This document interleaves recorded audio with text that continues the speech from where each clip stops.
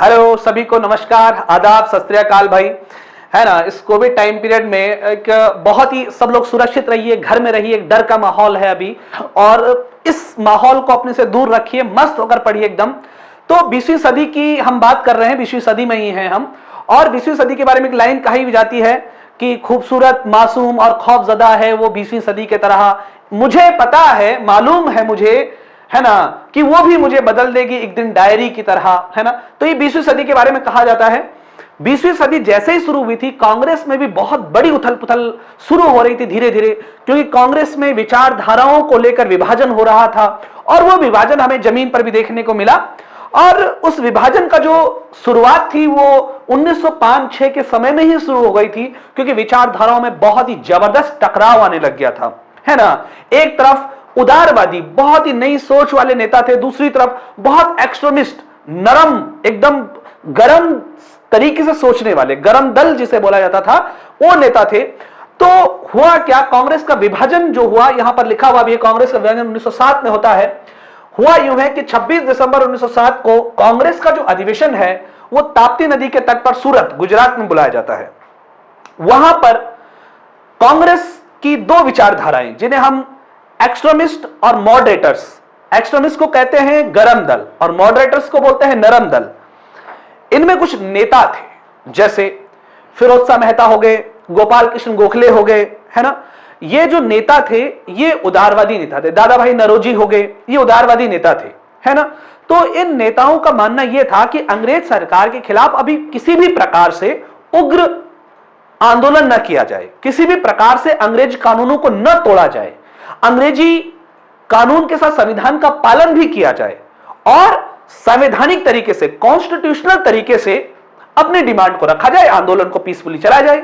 वहीं दूसरी ओर बाल पाल लाल के नाम से, है ना, बाल गंगाधर तिलक, विपिन चंद्र पाल, लाला लाजपत राय और एक व्यक्ति और थे, अरविंदो, जिन्हें भारत में एक अलग ही तरह का राष्ट्रवाद का जनक माना जाता है।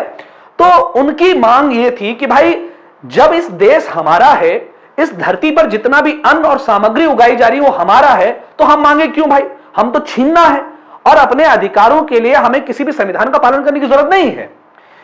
इन दोनों ही विचारधाराओं के बीच में टकराव हो रहा होता है धीरे धीरे 19वीं सदी के बढ़ते ही। ये 19वीं सदी में बहुत कुछ हुआ है ना, आप देख रहे हैं। और 19वीं सदी में क्या कुछ हुआ है, 20वीं सदी उससे भी खतरनाक हो रही है ना।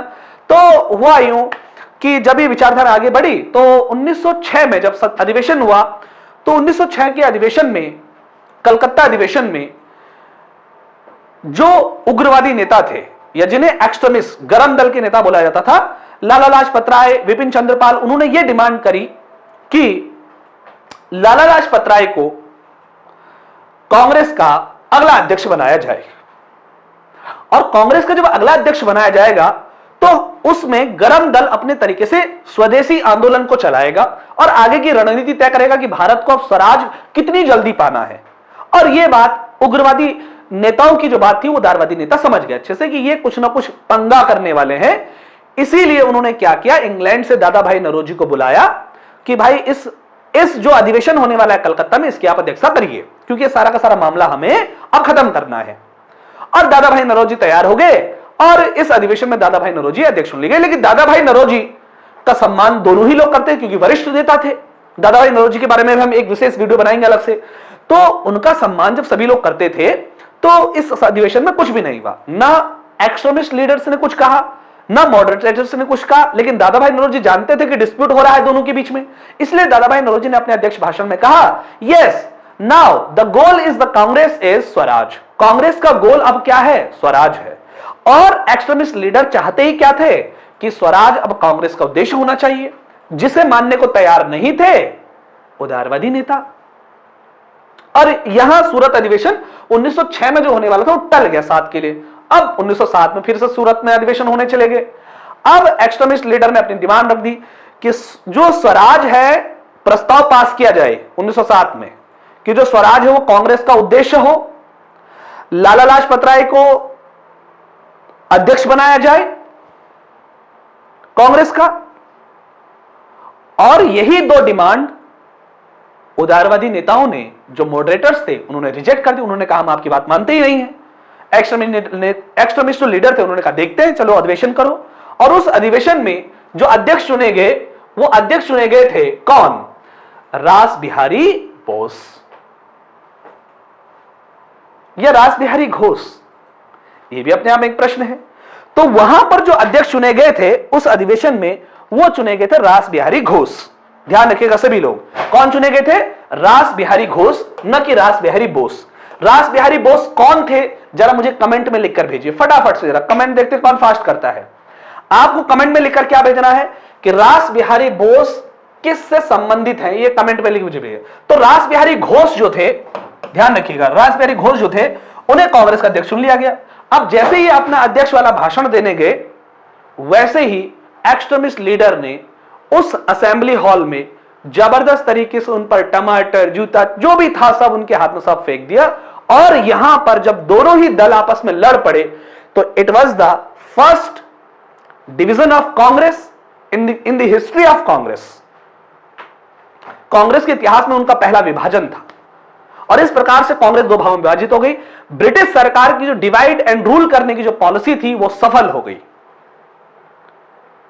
यही तो टाइम था, कांग्रेस को विभाजित कर दिया और अब क्या हो गया? कांग्रेस की पावर कम हो गई।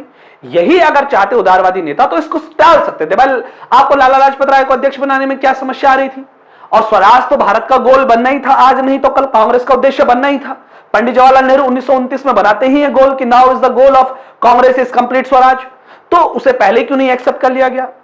यह माना जाता है एक बहुत ब्लंडर मिस्टेक। और देखिए, यह ना उदारवादियों की जीत थी, ना ये उग्रवादियों की जीत थी, जो गरम दल थी उनकी जीत थी। ये किसकी जीत थी? अंग्रेज सरकार की जीत थी। उन्होंने जो डिवाइड एंड रूल की जो नीति, बांटो और राज करो की जो नीति चलाई, एकदम सफल रही। ठीक है ना? तो ये था इसके बारे में कंप्लीट इंफॉर्मेशन।